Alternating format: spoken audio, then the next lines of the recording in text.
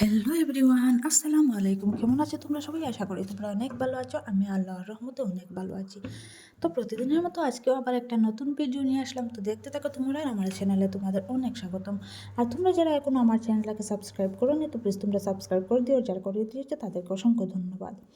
তো আজকে জানো তো কী হয়েছে, আমি খুব একটা ভিডিও করতে পারিনি, কারণ আমার মেয়েটা কান্না করছে মোবাইল দেওয়ার জন্য। আর আমি ওকে মোবাইল দিয়ে না ঘরের বাকি সমস্ত কাজগুলো করতে হয় আমাকে, জানো তো। না হয় ও বাইরে চলে যাবে, আর বাইরে গিয়েও কিন্তু বালুগুলো ছানাছানি করবে, আর এইসব কিন্তু একদমই ভালো লাগে না। আর বাচ্চারা বেশিরভাগ অসুস্থ হয়ে পড়ে। জানো তো আমার মেয়ের সর্দি কাশি চলছে, আর এইসব বালু টালু এইসব না সর্দি কাশির জন্য একটা অ্যালার্জিদায়ক জিনিস হয়। তো খুবই ওকে ভালো করে রাখতে হয়, কারণ বাইরে না যেতে দেওয়ার জন্য আমি মোবাইলটা দিয়ে দিই।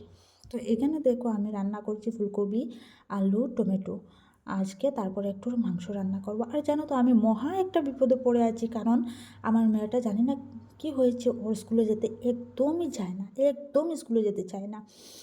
কারণ আমি খুব টেনশনে আছি ওর জন্য। আর কোনো রকমভাবে আমি ওর পড়াশোনাগুলো কালেক্ট করছি, আমি ওর মিসের কাছে ফোন করি, কিন্তু জানো তো কী হয়, ক্লাসে না গেলে ভালো করে বোঝানো যায় না। আর আমি যে কপির পড়াগুলো পাই আর বুকের পড়াগুলো কিন্তু পুরোপুরি কমপ্লিটলি পড়াশোনা আমি সেগুলো পাই না। তো আমি ভাবছি এখানে না কোনো রকম পাস হয়ে গেলেই আমি এখান থেকে বের করে নেবো, দেখি কি হয়। এই নিয়ে ওকে নিয়ে আমি খুব টেনশন করছি, জানো তো। আজ অনেক দিন ধরে ওকে নিয়েই আমি টেনশনে ভুগছি। ওকে শাসনও করেছি, মারামারি করেছে, আদর করেও বলছি, কোনো মতেই আমি ওকে বোঝাতে পারি না যে স্কুলে যাবে। ও বলছে সে এখান থেকে বেরিয়ে যাবে আর এখানে থাকবে না, এই স্কুলে সে যাবে না। জানি না কেন, কি হয়েছে, কেন বলছে এইসব, হঠাৎ করে এরকম করছে। আজ কদিন ধরেই করছে, কারণ নার্সারি KG1 KG2 এটা তো গেল, ক্লাস 1 ক্লাস 2 থেকে একটু বেজাল করছে, জানি না কেন। তবে এখানে আমার রান্না শেষ, তারপরে আমার মাংসটা আমি পুরোপুরি রান্না করব।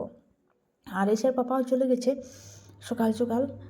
ও বলছে এখন আর খাবো না, তুমি আস্তে আস্তে রান্না করো, এত তাড়াহুড়ো করতে হবে না।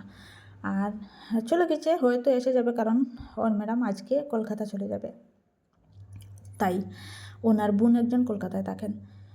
তো এরই জন্য আর কি আমি আস্তে আস্তে রান্নাগুলো করছি। আর তোমরা সবাই আমার জন্য দোয়া করো, যাতে আমার মেয়েটা স্কুলে যায়, কন্টিনিউ স্কুলটা করে। এটাই আমার চাই, পড়াশোনাটা ভালো হোক। আর এখানে দেখো আমার রান্নাটা কমপ্লিট হয়ে গিয়েছে।